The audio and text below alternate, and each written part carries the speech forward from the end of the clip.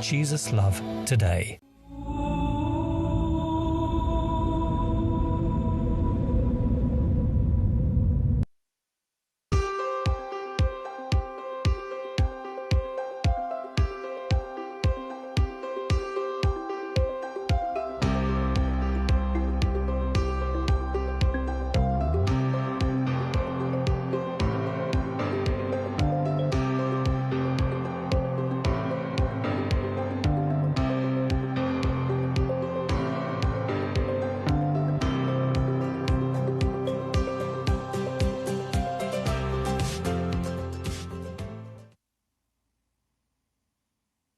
Good evening and welcome to The Call. My name's Becky Murray and I'm the founder of a missions organisation called One by One. Over this series, we've been looking at all different aspects to do with the call of God. You see, this show is actually about you as you begin to step out. So previously we've looked at how the call comes and how we initially step out, God's provision and God's protection as we step out in his plans and purposes. And this is our final week together. And so tonight, I want to look with you at perseverance and passion.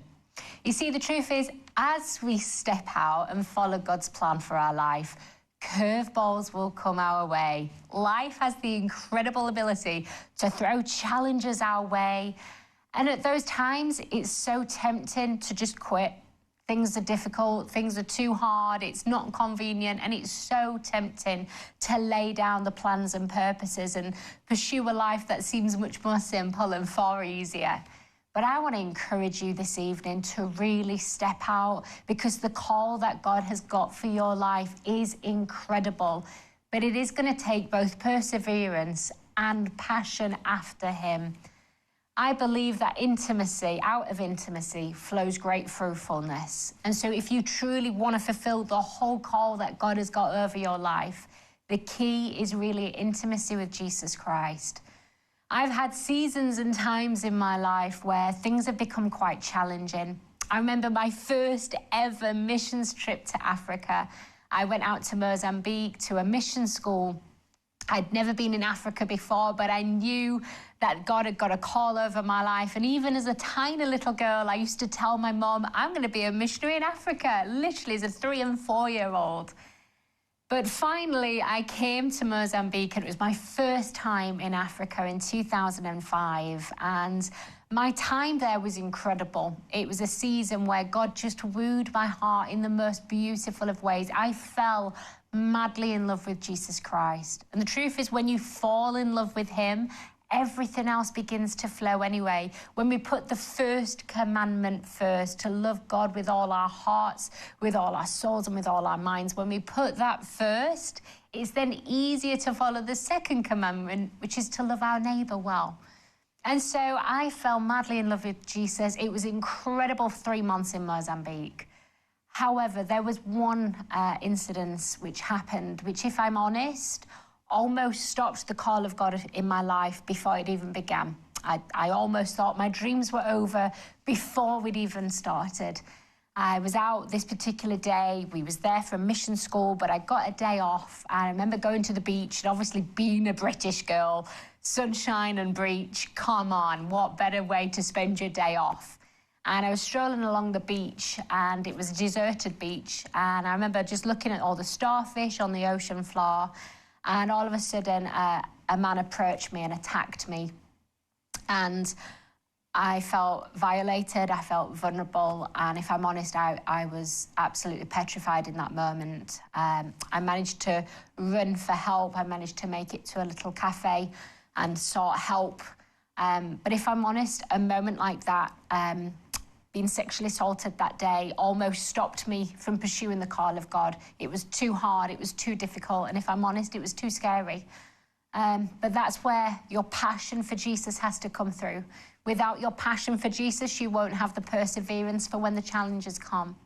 And I want to look at a scripture today of someone who shows an incredible passion for Jesus, and it gives her a persistence and a perseverance to push through into a realm of faith when it could have been tempting to stay in the realm of disappointment. And so I want to look with you today at Martha. the moment's happened where her brother Lazarus has died. And Lazarus has been ill for some time, and it seems like there's no hope. You know, he's got this mystery illness, and he's getting sick, and there's no hope except Jesus. And it just so happens they're great friends with Jesus. And so Martha and Mary reach out. If they can just get word to Jesus, if Jesus will just come, then Lazarus will be fine. I mean, they've seen Jesus multiply food at this point, and they've heard the disciples talking about Jesus walking on water. They've seen him heal the blind and heal many sick, and so they know if Lazarus can just get to Jesus, all will be well. And they send for help, but day after day after day passes by, and Jesus doesn't come. And in fact, Lazarus dies, and he's now been buried for 4 days, and there's still no Jesus. I want to pick it up from John chapter 11 and verse 17.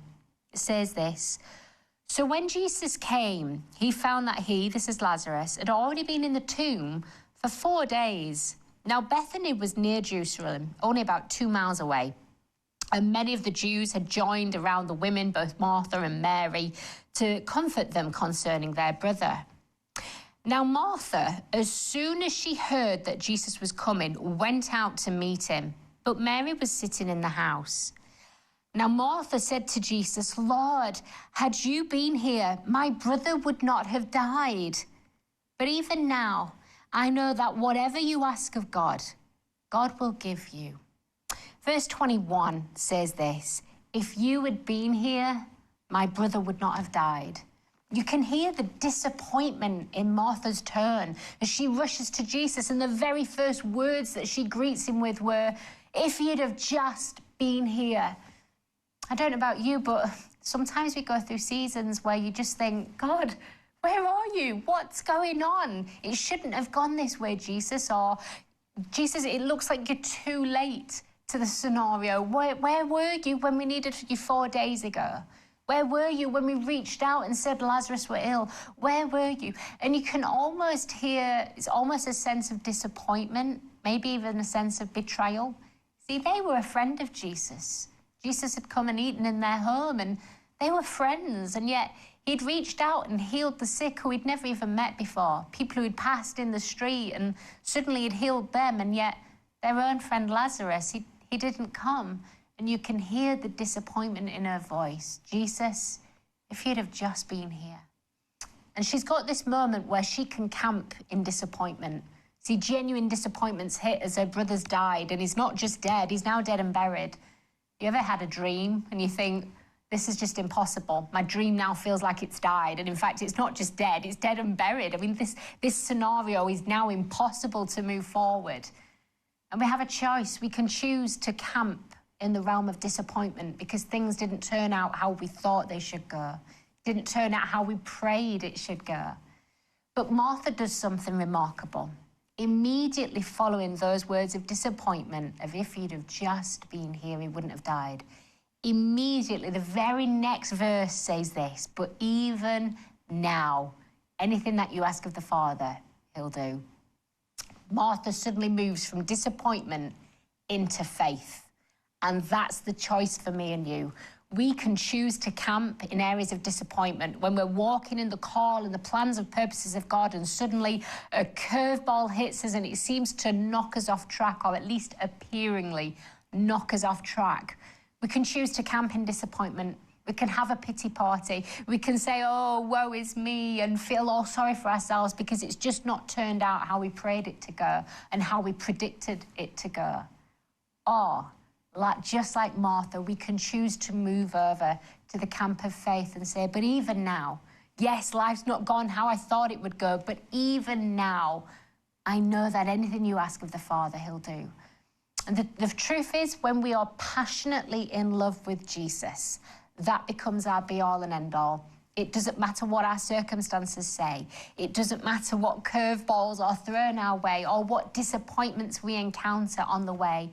And let me tell you, there are going to be moments where you may encounter disappointment. But I know my Father. I know Jesus. And as we move over to the realm of faith and say, "But even now," you see, God's got this incredible ability to turn everything around for good those who love him and are called according to his purposes. And while ever Jesus is first in your life, no matter what disappointment you face, you can lay it at the cross today and say, okay, Jesus, I don't understand this. I don't understand why I was assaulted on a beach right on my very first ever missions trip. Gosh, talk about knocking me off track potentially. But we have a choice. We can either feel really sorry for ourselves and play the victim card, or we can come before God and say, okay, I don't understand this. I'm disappointed by this. But even now, God, I'm going to submit this to you and pray that you will turn this around. I remember a few years ago, I was out in Kenya and I met this little girl. Now, the steps to me meeting this little girl were quite interesting. We'd heard of a lady whose house was crumbling. It was falling apart. And she wasn't in our village. She was actually in a neighbouring village several kilometres away. And she was living in a town called Mauko. And we heard that her house was crumbling. And so myself and a friend thought, you know what, let's go and help rebuild the house. Now, that in and of itself is hilarious. I can just about hang a picture on a wall. So the fact that I thought I could go and help rebuild her mud hut is hilarious. But I guess my heart was in the right place. And so I'd gone to this village that I'd never heard of before to go and help this woman. And when we arrived, this lady wasn't even there. The house, I saw the crumbling house, but the lady wasn't there. But as soon as I walked on the compound where this house was, I saw this little girl. Her name was Brenda. And I remember noticing her arms. Her arms were tiny. They weren't much thicker than that of my thumb. I'd never seen such tiny, tiny limbs. And yet she had this huge swollen belly. And so at first, when I walked towards her, I thought, oh my goodness, this is the worst case of malnutrition I've ever seen. But as I bent down to talk to her, I noticed her legs, and her legs were the normal size of that of an 8-year-old little girl. And so I remember thinking, well, this can't be malnutrition then. Brenda was perched on the edge of her chair and literally gasping for each breath. You could see she was in so much pain. And so we spoke with the family and managed to get her into hospital and said, look, we'll take care of the medical treatment, don't worry, any costs, we'll take care of it. We got her into a hospital and Brenda was diagnosed with Burkitt's lymphoma. That's a cancer of the immune cells, and actually the big mass in her belly was a tumour, and the tumour had pulled all the goodness out of her upper limbs, which is why her arms were so tiny and frail. Well, we started trying to get her some treatment, but sadly the family pulled her out of hospital, and within a few days Brenda died. I remember thinking, no, it wasn't supposed to go that way. You see, in my mind, I'd come to the conclusion that the way I met Brenda was quite an interesting story, far too big to go into, but it was like this jigsaw puzzle coming together. And so when I met her, I thought, this is the inroad into her village of Mauko. She's going to be healed, and as a result of that, we'll get to spread the gospel, and lots of people will hear about Jesus. And then when the opposite died and Brenda passed away, I felt so disappointed. I didn't understand it. And I remember thinking, why, God? Why did it have to go this way? I had a choice. I could remain in the disappointment, or through my disappointment, I could choose to lean into Jesus and say, okay, even now, God, what do you want to do? And as we began to pray, we felt God begin to speak to us about this village. We started doing some research and found out that within just a few weeks of being in Mauko, there'd been several murders, there'd been gang rapes, there'd been so many suicides. It was just unheard of for a tiny village in the middle of nowhere to have so much go appearingly wrong. We found out that the village was renowned for witchcraft. Police were nervous to go into that village because of the amount of crime that happened there. Locals describe the people in Mauko as having blood in their blood. Their grandparents murdered, their fathers murdered, and so, of course, they're going to go and murder too, obviously. Well, I remember calling home and saying to my husband, I've discovered this village, it's renowned for gang rape and murder, can we go there? Well, to my amazement, my husband agreed, but on the condition he had to be there too. And so actually we ended up taking a team from our home church out to this village of Mauko, a village that had only ever been known for witchcraft, murder and darkness before. I remember we set up in this big marketplace and just began to share the gospel. And as we did that, different miracles started to happen. And one little girl with blind eyes began to see. And the locals said, oh my goodness, we've seen power before, but the power we've seen before has had strings attached and it's come with fear and darkness. But all of a sudden we're seeing a power that's even greater, but we feel light with it, and we feel hope, and we feel peace, and we feel joy. And they begin to describe the fruits of the Spirit, even though they've never picked up a Bible before. Well, we preached the gospel, and within 2 days, 62 people gave their hearts and lives to Christ. I remember in the middle of this marketplace, there was a tree, and we planted a church under a tree and began to watch God at work. Well, now, several years later, we own land there, we have a church there, and every single week, over 100 people attend that church, week in, week out. And Morocco is a very different place to how it was on the time when we met Brenda. But we had a choice in that moment. We could either remain disappointed, or we could press in and say, okay, God, even now, in a situation that we didn't think it was supposed to go this way, what do you want to do? Fruitfulness flows out of intimacy. I want to challenge you today. Maybe you've begun walking in the call of God, but things are just not working as you thought they would. Let me tell you, wherever your heart is set on Jesus Christ, everything will be turned around for his glory. Wherever he is your first thought. You see, if it's all about what we do for God, we miss the key. It's all going to be about him. Wherever we're walking just in love with Jesus, everything else begins to flow. I shared a few weeks ago about the Dignity Project, which is an initiative our charity does to help girls at risk of human trafficking. It started in our village of Kenya, but has begun to grow around the world. Well, I'm going to show you a video in just a few moments of when we took it into India. You see, we've seen real fruitfulness flow out of this project. But this project was birthed in my heart during a time of worship. It was during a time when my eyes were cast upon Jesus, just loving Jesus. And during this time, the plan of the Dignity Project just dropped in my heart of what it would look like and how we would reach these girls. Well, I want to show you this video from India to see what the Dignity Project has now gone on and done around the world. So watch this. Welcome to India. We're excited at all God has in store for us this week.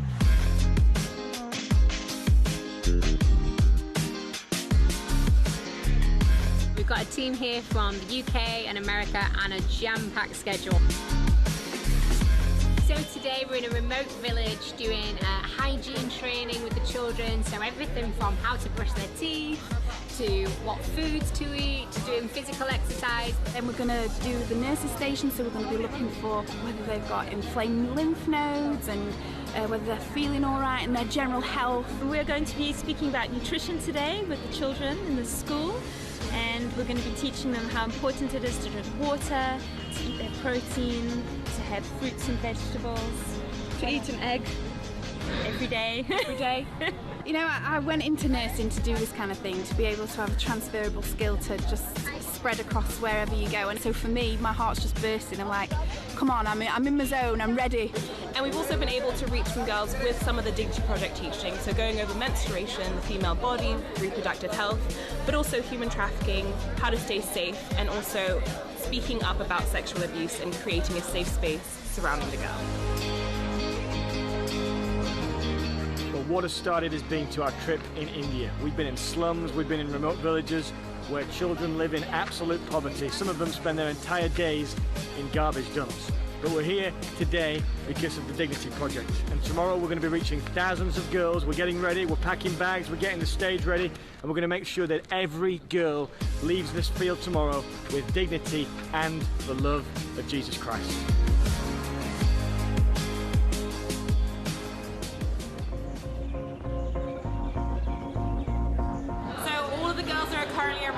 So the team is doing some last minute preparations to make sure that everything is perfect for these girls. We're so excited.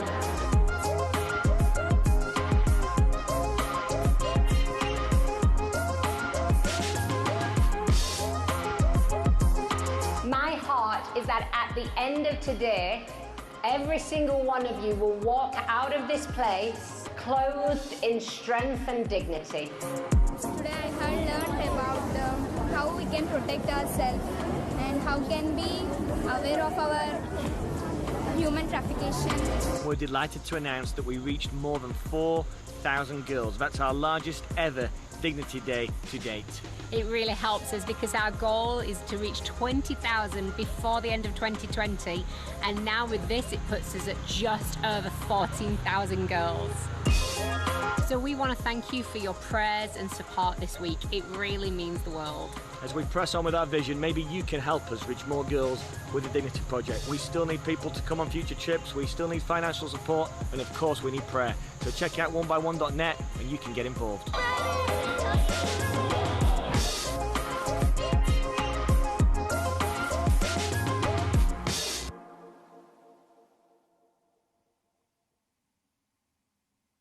What a trip that was. You know, as we step out, we've seen God do incredible things all around the world. Let me encourage you, please check out the website for more information. If you want to read more about the Dignity Project, the different nations that we work in, you can go and look. Maybe in the future, you'll even join us on a trip out there doing the Dignity Project with us. Also on the website, you can look at child sponsorship. We've got lots of kids in our homes, both in Kenya and in Pakistan. If you want to help, we've got lots of kids still needing sponsors. So have a look at the website. It's £18 a month, and you can help to sponsor a child. Finally, on the website, you can also pick up a copy of Embrace the Journey. Now, this is available all over in Waterstones and lots of different places, but actually, if you buy it from One by One directly, all the profits go back into our missions work. The book's full of different stories of what God's done all around the world. Just as we've fallen in love with Jesus, we've watched him do the rest. Well, the little clip you just saw was of the Dignity Project in India. And we've had the joy of taking the Dignity Project to lots of different countries. And in some of them countries, I've had a special guest, which is my own little boy, Josiah. And so, being as this is the final episode, I thought, you know what? Why not invite Josiah onto the show for you to meet? Because he's had experience of being on the mission field firsthand, even though he's only 10 years old. So, Josiah, I am so excited to have you join me tonight. Yes, I am. I'm really excited as well. So, you've been in lots of different countries with Mum and Dad. Obviously, you can't come on every trip that we do because you're in school. But during the school holidays, you've come on lots of different trips with us, doing the Dignity Project and all sorts of different things. What countries have you been to so far? Yeah, I've been to South Africa quite a couple of times, and then I've also been to the King's Children Home in Kenya, which has been amazing. Yeah, you have. You've got to meet all your brothers and sisters out in Kenya. Yeah. But I remember, so you've been to South Africa helping us with the Dignity Project, so you've given the girls their pink bags for many, many times. But I remember on one particular trip to South Africa, something really exciting and very special happened in your heart. Can you tell us what happened? Yes, one night in South Africa we went to a church, and before that I've never worshipped in my entire life. And at that very moment I decided, why not give it a go to worship? So I decided to do it, and at that very second I began, I felt God touch my heart, and ever since then I've loved to worship, and I know I've made the right choice to believe in God and always worship him. Come on, I love that. I actually remember that evening. I remember watching you. You suddenly started jumping up and down and your arms are up in worship. You were just lost in that moment. What's changed? So you believe in that moment Jesus actually came into your heart, don't Yeah, you? definitely. What's changed since that time? Yeah, before, when church started, I didn't really understand it, and I just wanted to play games instead and not really be involved with church. But then when we got home from South Africa, ever since then at my church, I've always been worshipping God, and I've never turned my back on him, and I hope I will never will. Come on, I love that, baby. Well, I'm so, so proud of you. I have watched firsthand a big change in you. The time when you suddenly fell in love with Jesus, I saw a big change in your heart and life, and I know as you continue just loving God, he's going to do incredible things with your life. Amen? Amen. I love it. Well, I want to encourage you. It's as we fall in love with Jesus that everything else comes into place. You know, so many times it's like we are working on the acts of service. We want to work for God and serve God, and it's all as if that becomes our main focus. But actually, it's as we cast our minds upon God, as we turn our hearts wholeheartedly towards Jesus Christ, that the fruit begins to flow. And we've seen, as we've simply said yes to God, you know, we don't not have it all figured out. We don't always know what nation next or where we're going to be in 10 years' time. But we know that as we continue saying yes to Jesus, he'll do the rest. You know, I want to encourage you to just cast your mind on Jesus tonight. I don't know what the plan or the call of God over your life is. Maybe it's for world missions, or maybe it's to serve your local church. Maybe it's simply raising your family well or working well in your marketplace. Whatever that call over your life is, let me tell you, as you cast your attention on Jesus first and foremost, the fruit will flow through your life. Well, it's been an honour to be with you throughout this series. We've looked at everything from his protection to his provision to our passion and perseverance as we follow him. And I know that God's got an incredible call over your life. I want to encourage you, please stay in touch with us at One by One. The email address is on the screen. If you've had a testimony or if something over this series has spoke to your heart, we would love to stay in touch with you. You can follow the work that we do through social media. We're on Facebook and Instagram, and we would love you to connect with our charity, whether it's through child sponsorship or helping a girl in the Dignity Project, or maybe even joining us on the field yourself. We would love to have you come join us. But I want to end this series by saying, fall in love with Jesus. I remember a few years ago having a vision, and in the vision I was holding a cup. And I went to give this boy a little drink, and it was long before a children's home, but I gave this boy a little drink, and as he was drinking from the tiny bit left in my cup, I looked and all these children were gathered around, and they all wanted a drink, and I didn't have enough. And in the vision, I simply lifted my cup to heaven, and as I did, all of a sudden, this flow from heaven began to come. And all of a sudden, the children around me no longer drank from my cup, but they drank from the overflow. And I want to tell you, it's the same in your life. While ever you've got an empty cup, you can do all the action of bending down to give someone a drink. You can do all the right actions, but people around you are still left broken, still left thirsty, still left hungry. But while ever you choose to lift your cup, your life towards heaven, and allow God to pour into your life, the people around you will drink from the overflow of your life. Fruitfulness flows out of intimacy, and we've seen that time and time and time again. So even Josiah, my 10-year-old boy, has learned that falling in love with Jesus is the key for it all. As we cast our eyes on Jesus, we watch him do incredible, miraculous, wonderful things through your life. I want to encourage you with the same thing that I started this whole series with, and that's saying yes to Jesus. As you say yes to him and allow him to pour through your life, at the other side of your yes is miracles of transformation. God bless you. It's been an honor to be with you.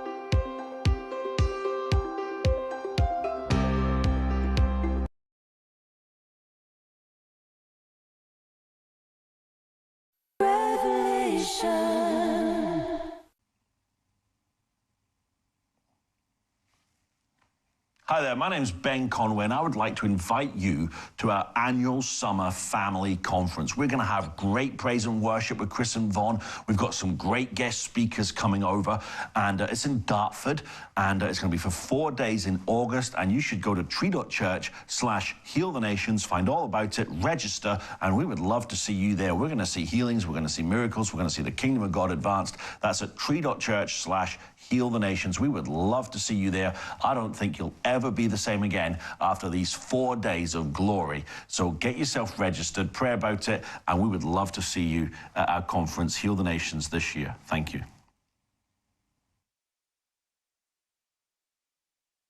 Get Get ready for an extraordinary experience. Lady to Lady Global Annual Women's Conference on Saturday the 7th of August 2021 at the prestigious theatre, Fairfield Halls, Park Lane, Croydon, Greater London.